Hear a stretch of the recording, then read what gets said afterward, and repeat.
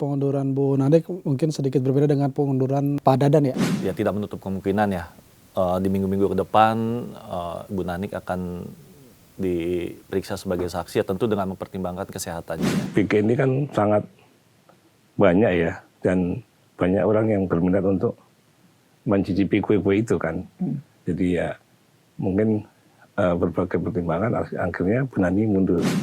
Halo, apa kabar Sobat Sindo? Kembali bersama saya David Silahoy di Sindoskop. Hari ini Kepala BGN yang baru dilantik, yaitu Pak Sudaryono. Nah, dia menggantikan Bu Nani Esdeyang yang hari ini juga mengajukan pengunduran dirinya. Nah, ini ada beberapa pertanyaan-pertanyaan yang muncul di publik dan juga di redaktur Sindoskop atau di Sindo News ini. Nah, sudah hadir bersama-sama dengan saya, redaktur dari Sindo News, ada Mas Unu, selamat datang, terima kasih sudah hadir. Mas Joni, terima kasih, selamat datang. Dan juga Mas Cipto, terima kasih sudah hadir ya. Nah, ini ada hal yang menarik nih, karena ada dua hal langsung terjadi pada satu hari, yaitu adalah pengunduran dirinya Kepala BGN Bu Nani dan pelantikan Pak Sudaryono, Kepala BGN yang baru dalam satu hari ini. Nah, apa yang bisa dilihat ya, apa yang ditangkap dari peristiwa ini? Kalau kita mau mau lihat kan, waktu terakhir kali ada pengunduran diri, lalu yang wakilnya dilantik jadi Kepala BGN. Lalu yang ex Kepala BGN tersangka. Ya kan? Dan kebanyakan kan, bukan kebanyakan, beberapa kali ya banyak ada peristiwanya itu seperti itu, begitu. Ini bukan seujon nih, cuman maksudnya kalau dilihat dari runutan sebelum-sebelumnya kan begitu ya. Nah, apakah ini ada sebuah pola yang sama akan terjadi pada kali ini? Coba ke Mas Joni dulu yang kayaknya udah punya banyak insight ini. Iya, betul. Terkait pengunduran Bu Nanik mungkin sedikit berbeda dengan pengunduran Pak Dadan ya. Pengunduran Pak Dadan itu kan ada indikasi penyelewengan, dugaan korupsi, terus beliau mundur, terus malamnya atau besoknya langsung diperiksa oleh Kejaksaan Agung. Kali ini Kepala BGN Ibu Nanik ini mundur karena penyakit yang dideritanya, penyakit jantung. Beliau ingin berobat ke luar negeri dan sudah berpamitan ke Presiden Pak Prabowo untuk mengobati, memulihkan penyakitnya. Kemudian di sounding di Facebooknya bahwa beliau mundur karena alasan penyakit jantung. Dan terkait mungkin indikasi pemeriksaan itu kan saat ini kan beliau sedang fokus menyembuhkan penyakitnya dulu. Kalau pemeriksaan itu kan ranahnya Kejagung, Kejaksaan, aparat penegak hukum. Bisa saja beliau diperiksa sebagai saksi terkait mungkin pernyataan tersangka-tersangka sebelumnya bahwa ada indikasi ke arah sana gitu. Jadi mungkin publik harus menunggu dulu gimana kondisi kesehatan dari Ibu Nanik. Setelah itu baru Kejaksaan sembari mengumpulkan bukti-bukti, data-data, dan bisa dipanggil beliau kalau sudah dalam keadaan pulih sebagai saksi kasus tata kelola MBG ini.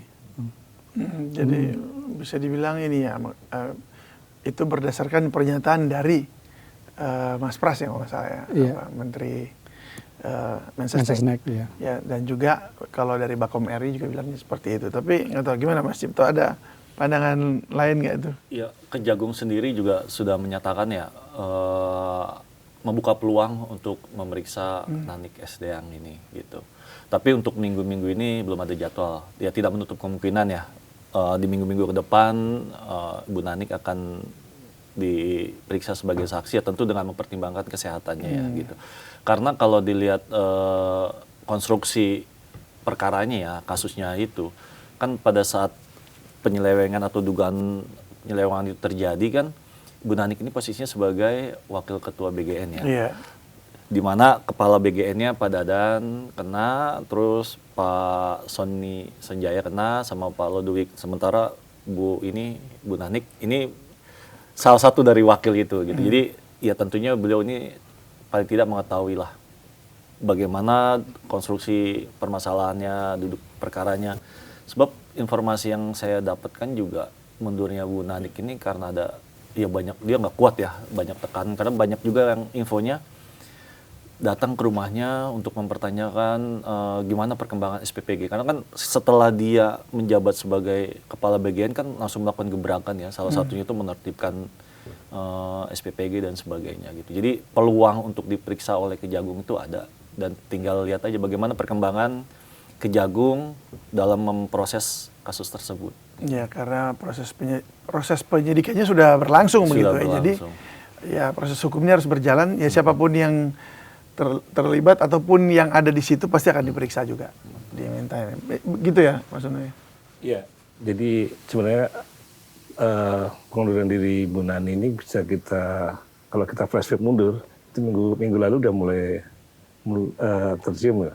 Karena pas rapat kerja dengan DPR, itu kan rapat penting ya, membahas anggaran dan sebagainya, Bu Nani nggak datang. Yang datang cuma wakil ketuanya sama deputi-deputinya waktu itu. Memang waktu itu BGN menyerahkan surat bahwa Bu Nani izin karena ada masalah kesehatan. Terus yang kemarin waktu ada konvensi pers soal pengangkatan 5 deputi baru itu ya, termasuk sekretaris utama itu juga yang menyampaikan Bu Arumsari ya. Jadi wakil ketuanya bukan Bu Nani. Menurut saya itu kok bukan ketuanya, kita udah bertanya tuh waktu kemarin tuh. Ketuanya kemana, kenapa yang menyampaikan persoalan penting pengangkatan orang-orang kepercayaan itu wakil ketuanya. Ternyata terjawab hari ini bahwa Bu Nani mengundurkan diri. Dan ya kalau soal tekanan seperti yang disampaikan di Jogja ya memang wajar, karena itu kan ini kue BGN ini kan sangat banyak ya, dan banyak orang yang berminat untuk mencicipi kue-kue itu kan. Jadi ya mungkin berbagai pertimbangan akhirnya Bu Nani mundur. Saya kira kalau Pak Daryono ini orang kepercayaan Pak Prabowo juga, karena dari termasuk orang kepercayaan yang pernah menjabat ketua Gerindra Jawa Tengah, wakil ketua Gerindra di tingkat nasional, sampai wakil Menteri Pertanian di era Jokowi, sampai sekarang di era Pak Prabowo. Dan karir pendidikannya juga moncer dari dulu lulusan terbaik SMA Taruna Nusantara Magelang hingga S1 di Jepang, S2 di luar juga gitu. Jadi ya soal kapabilitas ya mungkin dia cukup mumpuni, karena juga menjabat juga menjabat jadi ketua umum HKTI, Himpunan Keturunan Tani Indonesia, yang dulu Pak Prabowo juga menjabat di situ.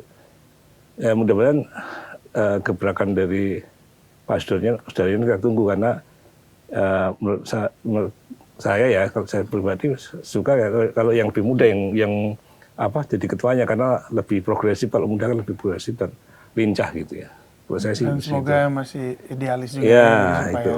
Ini ya seperti yang mungkin disampaikan saat usai pelantikan. Ya. Tapi sebelum kita bahas ke Pak Sudaryono-nya ini, nah ini masih membahas yang seputar pelantikan ini, karena ini pelantikannya yang tadi juga disampaikan. Memang mungkin pengunduran diri Bu Nani ini karena tekanan, bisa jadi ya, nggak cuma tekanan dari sisi tugas di BGN internal, tapi juga tekanan dari luar, SPPG begitu banyak yang sekarang nggak beroperasional karena ada persoalan di situ. Nah, tapi juga agak cukup menggelitik saya juga karena 3 deputi yang baru ya, itu kemudian ada 2 orang lainnya juga. Walaupun mereka ini semua bagus sih, maksudnya spesialis di bidangnya. Memang di bidangnya gitu. Ada yang dari Kemenkes. Iya, ada yang dari Kemenkes, ya begitu. Terus BPKP. Betul, pengawas juga Kejagung kan, iya. Pak Ketut Sumedana ya. Sumedana, mantan dulu Kapus kan Penkum. Kapus Penkum. Kejati Bali juga. Betul. Kejati. Nah, jadi kayak sesuai nih, kayaknya udah sesuai. Tapi kenapa yang lantik malah wakil, kepala? Toh bedanya juga cuma sehari. Kenapa enggak kepalanya yang sekarang ini yang melantik orang-orang ini gitu?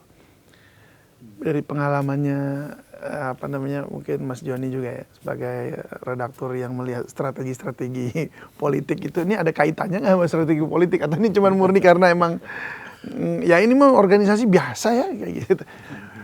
SK-nya nih beda loh yang tanda tangan. Iya. Kalau mengenai pelantikan deputi dan sekretaris utama itu tidak dihadiri sama Bu Nanik, mungkin ya pertama alasan kesehatan itu. Jadi yang membackup wakilnya Ibu Agustina Arumsari itu. Meski demikian kan mereka ini yang terpilih ini orang-orang yang profesional, yang capable. Jadi bisa menjalankan mandat, terus mendelegasikan ke bawahan, terus mendistribusikan kewenangan ke masing-masing wilayah, ke daerah, agar penyaluran dan pengawasan MBG ini tepat sasaran. Jadi yang penting, yang terpenting sih orang-orang ini orang-orang yang profesional dan capable aja gitu.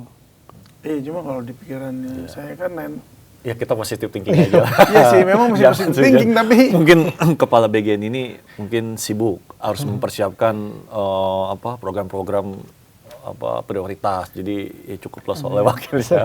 kan Bu Nani hari ini kan 22 Juli mengundurkan dirinya. Iya. Pelantikannya kan 21. Berarti yang tanda tangan Bu Nani. Kalau dia nggak bisa hadir, yang melantik wakil. Tapi yang tanda tangan Bu Nani, habis itu Bu Naninya mundur. Baru kepala BGN-nya dilantik baru. Nah, saya cuma melihat gini nih. Ini secara otoritas gitu ya, atau hierarkinya jadi kayak nanti nggak kayak memang ada yang diputus. Iya, atau jangan-jangan pemilihan untuk deputi sesuatu itu gitu. bukan dari pilihan dari kepala BGN yang baru gitu. Bukan orang-orang pilihan dari kepala BGN yang baru. Gitu, karena kalau kita perhatikan ya, dari beberapa deputi itu tidak ada satupun dari institusi Polri. Ada yang dari Kemenkes, Kemendikdasmen, terus dari Kejagung, terus dari BPKP, nggak ada dari Polri. Nah ini juga jadi pertanyaan, ada apa gitu? Yang ada dari kejaksaan. Dari kejaksaan gitu. Karena kalau kita flashback kasus sebelumnya ya kan, Pak Sony Sanjaya ya, dari kepolisian, Irjen Pol. Terus yang ditetapkan sebagai tersangka juga Brigjen Pol aktif itu kan, siapa lalu ya, gitu, itu kan dari polisi. Nah sekarang di kepengurusan yang Ada baru militer juga waktu itu ya. ada militer. Pak Dwight juga. Nah di sini main nggak ada TNI juga nggak ada, polisi juga nggak ada. Ini kan jadi semacam tanda tanya juga gitu. Apa ini upaya untuk membersihkan struktur atau bagaimana gitu? Itu kan jadi pertanyaan juga. Ya, Gitu. tetapi seperti ada diputus juga dengan Nah. pilihan dari Pak Prabowo yang dia tuh kayak diputus karena ini nggak yang ngelantik kan Bu Nani itu, yang ngelantik Bu Agustina, ya kan. Ya, itu perlu penjelasan juga tuh dari BGN tuh. Makanya mesti Biar clear di masyarakat kan nggak ada apa namanya sakwa-sangka gitu ya. iya ya kita pengen tahu aja nih kenapa begitu gitu ya. Tapi gimana Mas Tino? Pikiran yang sama Kalau nggak? dari kemarin saya udah mulai curiga ya, kok Bu Arumsari ya, bukan Bu Nani gitu ya, sepenting ini gitu. Cuma kan nggak ada jawabannya. Mungkin ada halangan atau apa, saya pikirnya seperti itu. Cuma ternyata mengundurkan diri, dan dalam pengumumannya di media sosial, Bu Nani kan menceritakannya di media sosial ya, Facebook. Dan menceritakan bahwa dia mundur dan akhirnya disetujui sama Pak Prabowo. Berarti proses pengunduran diri itu kan nggak hari ini ya. Kalau kita flashback lagi mungkin udah kemarin paling udah mulai proses dan mungkin udah disetujui. Jadi mungkin kemarin juga udah nggak punya segede, dia udah mundur gitu. Jadi yang tampil Bu Arumsari. Kemungkinan seperti itu kalau analisa saya ya. Jadi kalau kenapa mundur ya alasan kesehatan, juga alasan yang lain, tekanan yang sangat berat mungkin juga ya. Meskipun Bu Nani itu juga orang dekatnya Pak Prabowo yang sekarang ini apalagi lebih dekat lagi Pak Sudaryanto ini. Sudaryono, sorry, maaf. Gitu. Itu mantan ajudan juga ya kalau Iya. misalnya. Mantan ajudan. Ya ini jadi menarik juga sih sebenarnya ya kalau dilihat-lihat apa namanya ya, Pak Prabowo mungkin apa ya, pengen benar-benar ini dibersihkan gitu ya. Dia taruh orang yang memang kepercayaannya ada di situ. Nah tapi ini memang ada peristiwa yang lain lagi soalnya hari sebelumnya. Itu yang jadi pertanyaan saya aja, yaitu bahwa pelantikannya justru oleh Bu Agustina dan pasti ditandatangani oleh ketua yang sah pada saat kemarin 1 hari sebelumnya.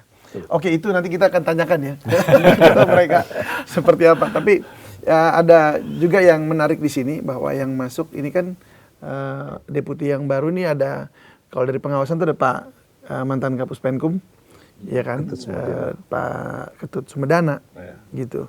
Nah ini juga jadi hal yang menarik juga untuk pengawasan di situ. Lalu dari Kementerian Kesehatan, jadi betul-betul kayak tadi penempatan orang-orangnya sebenarnya orang-orang yang memang di bidangnya gitu. Kalau sebelumnya kan pakar serangga begitu, terus jadi kepala ya kan, terus kayak nggak nyambung gitu. Ini dari mana gitu? Ini kelihatannya seperti kayak betul-betul sudah ada targeted gitu bahwa kita maunya orang-orang yang memang di bidangnya seperti itu. Tapi menurut Anda betul nggak orang-orang ini sesuai nggak? Seperti yang diharapkan nggak gitu kira-kira? Ada catatan nggak tersendiri dari orang-orang tersebut?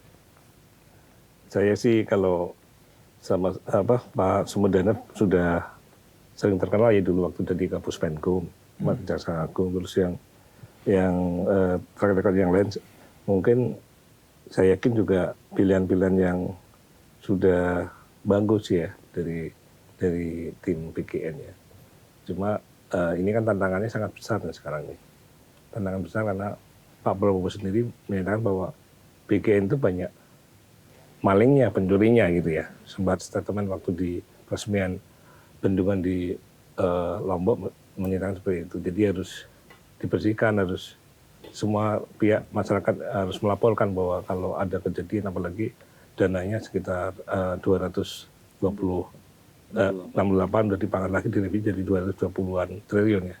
Itu kan bukan main-main ya. Jadi jangan sampai jadi bancakan para pejabat. Saya kira mulai Bu Nani masuk itu kan kemudian merombak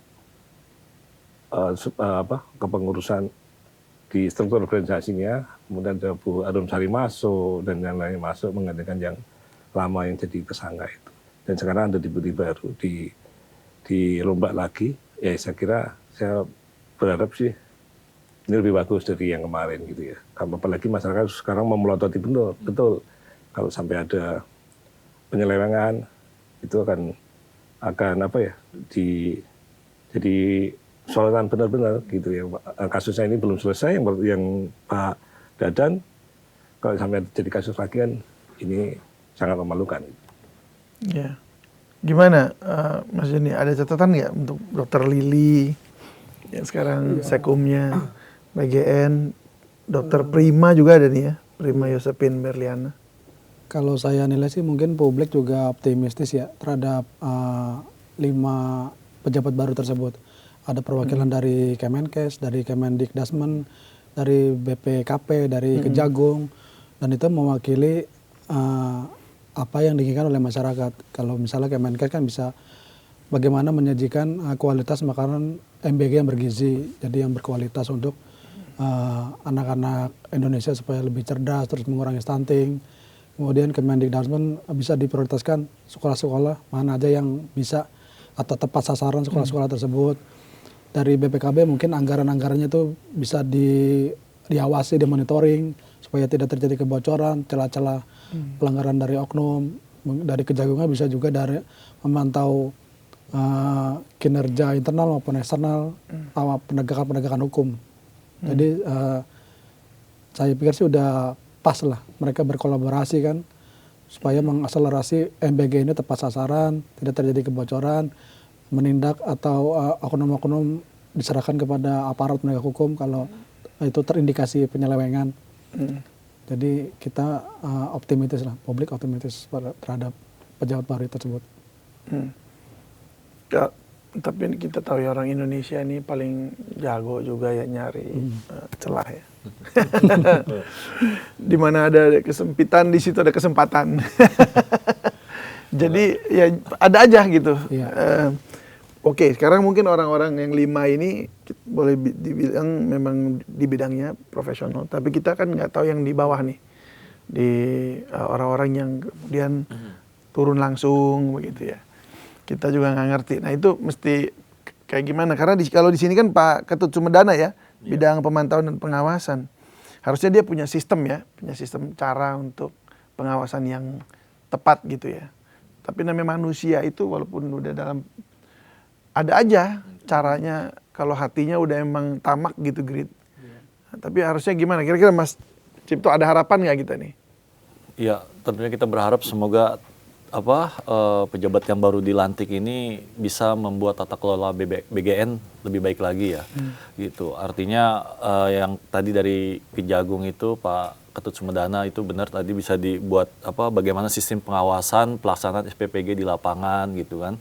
Biar lebih efektif, efisien, tidak ada lagi penyelewengan, tidak ada lagi jual beli SPPG gitu. Nah, yang menariknya juga ini kepala BGN ini adalah orang terdekat Pak Prabowo ya. Artinya ketika terjadi kayak semacam tekanan-tekanan dari eksternal terhadap tim BGN ini komunikasi antara kepala BGN dengan Pak Prabowo ini lebih cair mungkin ya, namanya pernah dekat kan. Mungkin kalau sebelumnya mungkin rada kaku ya. Kalau ini karena mantan ajudan tentunya tahu kapan psikologi Pak Prabowo lagi enak, kapan situasi yang ini untuk menyampaikan bahwa ini loh Pak tantangan yang dihadapi oleh BGN seperti ini, tekanannya seperti ini, mungkin akan lebih cair gitu. Iya.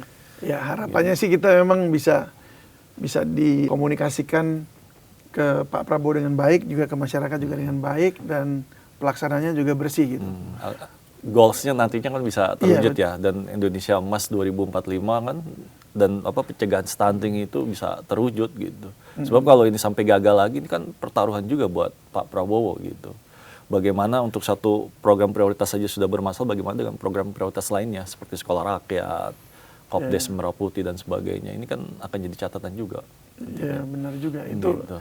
Flagshipnya Pak Prabowo ya ada 3 ya, ada Betul. BGN, MBG, Sekolah Kopdes rakyat, sama sekolah rakyat. Sekolah rakyat sih sudah jalan bagus kayaknya. Kalau Kopdesnya ini juga masih masih pro kontra, masih kan? proses kayak pro kontra juga. Terus kalau yang posisinya MBG, lokasinya ada di hutan, iya, ada ada di di mana, mana. itu kan sempat jadi ini juga kan, sempat ramai. Tapi ada yang catatan penting bahwa dalam setelah dilantik tadi, Pak Sudaryono bilang bahwa setiap tetes rupiah itu harus dipertanggungjawabkan gitu ya. Kemudian dia juga ini Sudaryono yang ngomong. ya, setiap tetes rupiah harus dipertanggungjawabkan, dan dia akan zero toleransi untuk korupsi. Dan selain itu dia menegaskan bahwa dia tidak memiliki SPPG, dia dan keluarganya. Ini catatan penting bahwa ini sesuatu hal yang pemimpin itu kan harus contoh ya. Jadi kalau pemimpin yang terdahulu Pak Dadan misalnya itu kan memiliki sejumlah SPPG lewat orang lain ya, kaki tangannya. Kalau ini dengan tegas menyatakan saya tidak punya SPPG dan setiap rupiah harus dipertanggungjawabkan. Itu saya kira itu catatan penting, harus kita ingat sekarang ya. Nanti kita harus diingat-ingat. Karena kan dulu ada juga yang ngomong tolak korupsi, tapi masuk juga kan. Itu harus kita ingat. Ya, dan korupsi itu kan saya kira karena sistemnya yang lemah dan ada kesempatan jadi harus diperbaiki sistemnya dulu di BGN ini dan memperbaiki pengawasan sehingga setiap telah orang baik pun dengan sistem yang baik kalau ada kesempatan juga kemungkinan bisa korupsi. Bisa korupsi juga. Ya. Jadi kesempatan untuk korupsi dihilangkan dan sistemnya harus diperbaiki, diperbagus gitu ya. Menambahkan sedikit tadi Pak Sudaryono juga bilang kalau ada yang ngaku-ngaku sebagai keluarga, teman dekat, kerabat dan sebagainya, laporkan aja ke pihak berwajib. Saya nggak ada itu katanya gitu. Itu kan tegas sekali ya. Berarti menutup peluang buat orang-orang sebagai semacam makelar lah gitu, sebagai calo-calo buat pengadaan SPPG gitu. Iya. Ya, itu memang kita senang dengarnya ya. Senang dengarnya, tapi ya seperti tadi, ya kita lihat waktunya, tunggu waktunya nanti gimana. Sepanjang berjalannya waktu ya, pembuktian kata-kata itu yang paling penting. Apakah memang dia bisa pertanggungjawabkan setiap rupiahnya dan dia bersih juga. Ya, karena kita kan di jurnalistik sudah lama ya, berpuluh tahun. Banyak tuh yang ngomong begitu juga. Bukannya meragukan, tapi buktinya banyak gitu. Iya, betul. Banyak banget yang buktinya begitu dan selalu yang tadi saya bilang, selalu ada celahnya. Ada saja gitu. Nah, kemarin saya sempat ngobrol-ngobrol sama Mas Johan Budi ya, mantan jubir KPK, mantan PLT KPK juga tahun 2015, mantan jubirnya Pak Presiden juga Jokowi, terus mantan anggota DPR juga dia udah di semua lini tuh. Dan saya tanya gitu, apa sih yang bisa membuat kita jera? Itu cuma satu, memang hukuman penindakannya itu ya. Penindakan harus tegas, hukumannya harus jelas dilaksanakan, dieksekut gitu. Dan nggak mungkin harus yang bikin deterrent effect gitu ya, sehingga benar-benar jera. Dan saya nanya sih ke dia, apakah hukuman mati harus diberlakukan gitu. Ya, dia sih setuju ya. Nah, kalau bapak-bapak di sini kira-kira setuju nggak kita mendorong hukuman mati untuk koruptor? Karena kalau tanpa itu, tadi Mas Dono juga bilang orang baik, tapi kalau ada kesempatannya juga korupsi juga. Setuju nggak kalau ada hukuman mati buat koruptor? Kalau saya lebih setuju perampasan aset dulu, Mas. Oh, Habisin asetnya dulu, dibalikin untuk negara. Jadi kalau dia dan keluarganya harus dimiskinkan kalau, gitu ya? Kalau dihukum mati tapi hartanya nggak kembali ya, Sayang juga sayang ya? juga kan gitu ya. Jadi kalau saya sih sekarang ini kan tarik ulur di DPR tentang undang-undang perampasan aset ya, masih alot ya, nggak selesai-selesai, udah lama itu kan, tapi nggak selesai. Saya kira itu penting ya, supaya koruptor tuh kalau bisa dimiskinkan lah, dikembalikan asetnya ke negara. Kan sangat sayang sekali kalau uang begitu aja habis ditahan berapa tahun, ternyata dia masih kaya gitu ya. Itu nggak adil berarti. Ya, karena itu sudah ada slogan seperti itu ya kan. Mendingan korupsi sekarang, masuk penjara, setelah itu pulang kaya raya. Balik lagi udah banyak duit. Jadi walaupun dirampas, tapi juga rasa-rasanya perlu juga sih hukuman mati ya. Maksudnya tetap harus ada yang bikin orang benar-benar mikir banget gitu.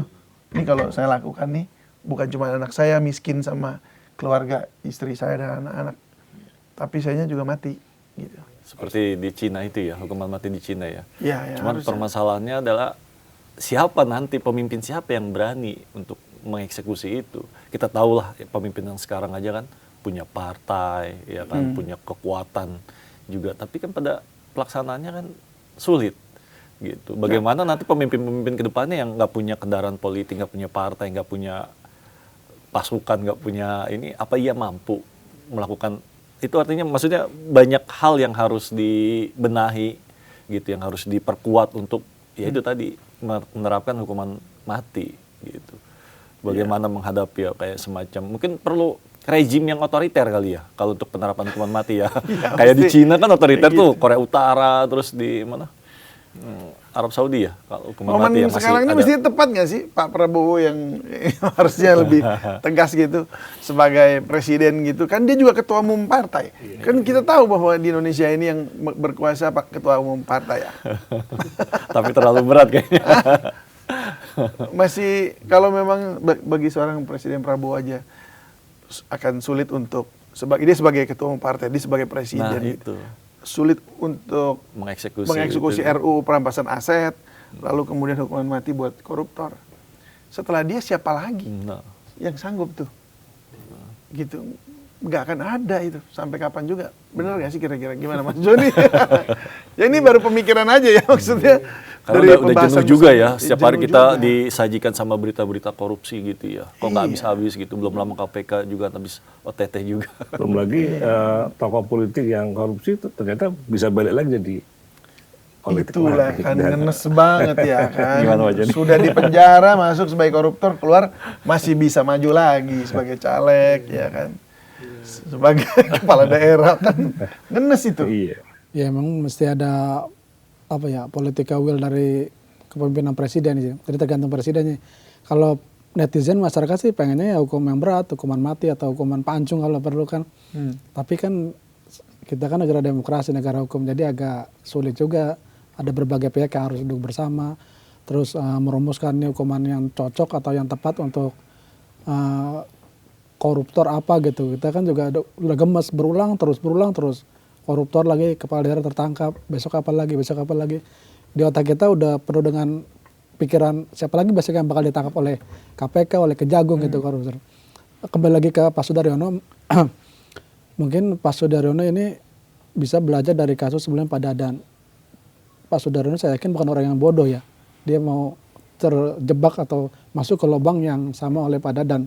Dia akan mencoba terobosan yang baru, kebijakan yang baru, menutup celah-celah pelanggaran korupsi, seperti itu sih. Jadi mungkin itu dulu yang akan dibentengi internalnya supaya tidak korupsi, supaya berbuat tegak lurus kepada kepemimpinan Pak Prabowo, terus bagaimana masyarakat diprioritaskan, terus memberikan MBG yang tepat sasaran kepada masyarakat, kepada anak-anak Indonesia gitu. Ya artinya tidak ada kasus-kasus anak-anak yang keracunan lagi gitu. Terus tepat sasaran lah untuk daerah-daerah mana terluar, terpencil. 3T itu. Gitu. Kalau menurut saya sih seperti itu ya. Gitu. Jadi program prioritas Prabowo betul-betul terlaksana. Yang kemarin yang dicoba terobosan Bu Nani bahwa anak orang kaya nggak dapat MBG itu sebenarnya juga bagus ya. Karena kalau kita lihat realita di lapangan banyak sekolah-sekolah yang cukup mapan muridnya itu mereka diberi MBG tapi nggak dimakan gitu loh. Itu kan sangat sayang ya, sangat sayang, sangat mubazir. Sementara di daerah lain, mungkin di belahan wilayah lain itu malah sangat membutuhkan. Saya kira kalau itu sebenarnya menurut saya usul yang bagus ya. Kita demokratis kalau misalnya wali murid ada jejak mendapat, kita nggak usah aja karena kita mampu untuk mandiri. Ya udah nggak apa-apa gitu. Nggak usah dipaksakan di situ harus karena perlu SPPG ada di situ terus dipaksakan sekolah situ meskipun mampu harus mendapat, itu kan saya kira keadilannya nggak masuk di situ. Tapi juga karena menunya juga kurang iya. kurang mantep gitu rasanya ya. Maksudnya dibanding dengan yang mereka makan sehari-hari rasanya juga perbandingannya kan nggak cocok ya. Apalagi kalau kita tahu bahwa ada beberapa kali yang SPPG nakal gitu yang ganti menunya. Tuh. Sampai minimalis banget begitu. Itu kan parah ya maksudnya.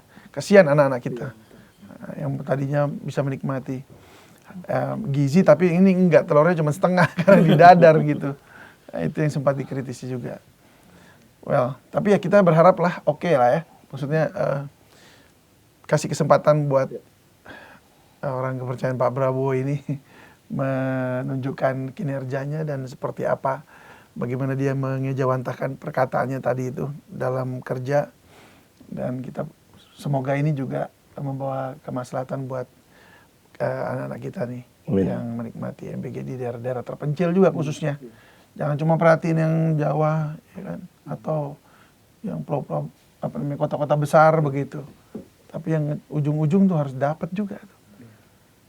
Ini yang harus kita perhatikan. Well, kalau melihat seperti format yang kepemimpinan dan deputi yang baru-baru ini semua harusnya lebih baik. Setuju ya? Harusnya lebih baik. Saya setuju. Kita kasih waktu berapa hari ini kira-kira? Hari atau minggu? Atau bulan? Biasanya kalau kabinet itu 100 hari pertama gitu kan. Ya, ini kelamaan kali ya. Pertama kali ya kalau 100 hari. Ini kan mesti cepet kita evaluasi terus gitu. Iya. Paling enggak ya. Pejabat ini harus lari gitu ya. Dia kan bisa berjalan atau merangkak, jadi harus lari nih. Jadi harus pejabat baru dia harus mau mengejar ketertinggalan atau program apa yang belum diprioritaskan dikejar, dikebut gitu supaya lebih memuaskan aja ketimbang yang kepemimpinan sebelumnya Bu Nani kan. Oke. Nah ini pertanyaan terakhir mungkin buat ketiga redaktur ya. Apa indikator objektif untuk menentukan keberhasilan dari Pak Sudaryono ini nantinya? Ya kalau saya melihatnya itu tadi, yang pertama itu nggak ada lagi kasus anak-anak keracunan gitu. Terus yang kedua ya penyaluran tepat sasaran ya, terutama di daerah 3T tadi itu ya gitu. Jadi dengan menu yang lengkap sesuai dengan harganya ya. Iya, artinya pemenuhan gizi untuk anak-anak itu terpenuhi gitu. Jadi keinginan untuk mewujudkan Indonesia Emas 2045 atau anak-anak bebas stunting itu bisa terwujud.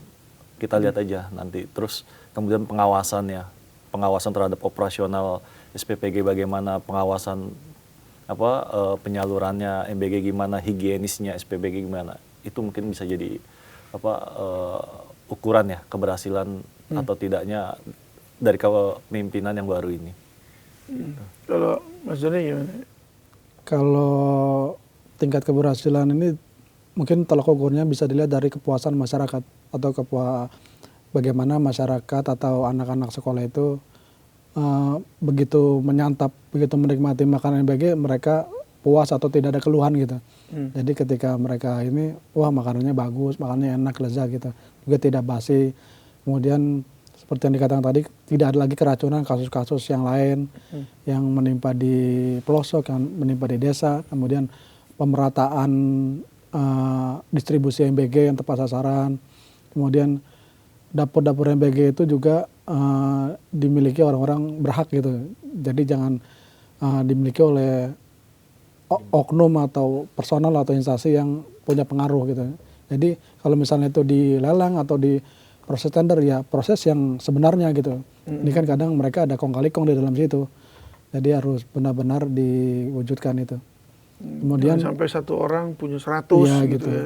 Kemudian di ranah yang lainnya kasus hukum juga bisa Pak Sudaroni bisa menyerahkan kepada aparat penegak hukum bersih-bersih internalnya seperti apa gitu. Karena sekarang ini kan sudah ada 7 tersangka. Dan kemudian kemungkinan juga Kejagung kan memeriksa pihak-pihak internal yang ada di BGN. Dan itu sebaiknya kepala BGN yang baru ini Pak Sudaroni menyerahkan kepada Kejagung untuk bersih-bersih institusinya gitu. Nah, kalau Mas Dono melihatnya gimana kalau soal sisi dari keberhasilan untuk pengawasan dan juga ini kan, karena kemarin itu kan kayak purchasing-nya tuh ya, bagian pembelian itu kan main banget kan. Termasuk beli smart TV, beli motor listrik, buset. Nggak kepake semua itu barang. Jadi kalau tadi pernyataan Pak Daryono itu kan bilang bahwa yang selama ini tidak transparan harus kita transparankan dengan cara salah satunya dengan digitalisasi. Yang sebelumnya secara manual bisa dengan digital dan tidak boleh lagi sembunyi-sembunyi. Saya kira ini pernyataan yang bagus bahwa misalnya seperti kemarin pembelian motor untuk operasional kepala SPPG yang motor trail listrik itu ya, yang kita kan dari awal terbongkar dan kita media memberikan kritik segala macam, ternyata waktu itu pimpinan MBG waktu itu mengalas segala macam dan akhirnya terungkap bahwa itu korup ya, diduga korup. Dan saya kira salah satu indikasi keberhasilan bahwa Pak Daryono ini harus mau mendengar masukan dari masyarakat gitu ya. Itu yang penting. Karena masukan dari masyarakat penting karena mereka itu yang di bawah yang merasakan produk dari MBG ini. Jadi ya kalau bisa bukalah seluas-luasnya jalur komunikasi untuk menyalurkan masukan, keluh kesah dan sebagainya. Ada hotline, jadi semua bisa diawasi dengan bagus seperti itu. Dan perlu kerjasama juga dengan masyarakat yang atau mungkin pebisnis yang juga bisa jadi whistleblower gitu. Kasih tahu bahwa ini ada kecurangan di sini nih. Jadi bisa kerjasama gitu membereskannya. Kalau yang pebisnisnya juga pengen curang juga repot juga jadinya kan semuanya. Nah, oleh karena itu perlu kerjasama masyarakat seluruhnya ya. Perlu hati yang bersih gitu, pengen melihat Indonesia memang baik gitu. Dan masyarakat juga harus diterangkan ini misalnya 15.000. Realnya itu sebenarnya dia yang mereka terima berapa sih? Misalnya anggaran satu orang itu untuk murid 15.000 untuk makan. Sebenarnya realnya sampai bawah itu ini loh untuk beli ini. Biar orang tahu lah. Kita kan sebenarnya kita tuh menerimanya nggak tahu tuh sebenarnya berapa gitu ya. Mungkin ada potongan ini itu kan kita nggak tahu. Jadi alangkah baiknya kalau keterbukaan itu disampaikan gitu. Ya transparan ya. Ya kita berharap itu terwujud. Baik, itu mungkin jadi PR buat Pak Sudaryono juga ya. Dan kita akan kawal sama-sama. Terus kita juga berharap dari deputi-deputi yang baru juga mereka boleh menjalankan fungsinya sesuai dengan keahlian mereka. Pak Ketut titip ya. Pak Ketut Sumedana ini dari Kejaksaan Agung. Lalu juga Pak Prabowo ya tentunya. Kalau ini memang baik kan buat masyarakat, kenapa nggak diteruskan? Tapi ketika diteruskan juga harus bisa pertanggungjawabkan dana segitu besar, ratusan triliun. Karena itu punya masyarakat kita juga, punya Indonesia. Oleh karena itu ya sesuai dengan amanat yang sudah diberikan oleh masyarakat, semoga ini bisa terlaksana dengan baik. Baik, demikian Sindoskop kali ini. Terima kasih Mas Sunu sudah berbagi bersama kami di Sindoskop. Mas Joni, thank you so much. Juga Mas Cipto, terima kasih banyak. Kita akan ketemu lagi ngobrol-ngobrol isu yang lainnya. Semoga tidak terlalu cepat untuk bahas isu yang baru ini tadi kita bahas ya. dengan babak barunya begitu. Baik, sampai jumpa lagi Sobat Sindo. Saya David Silahoy pamit.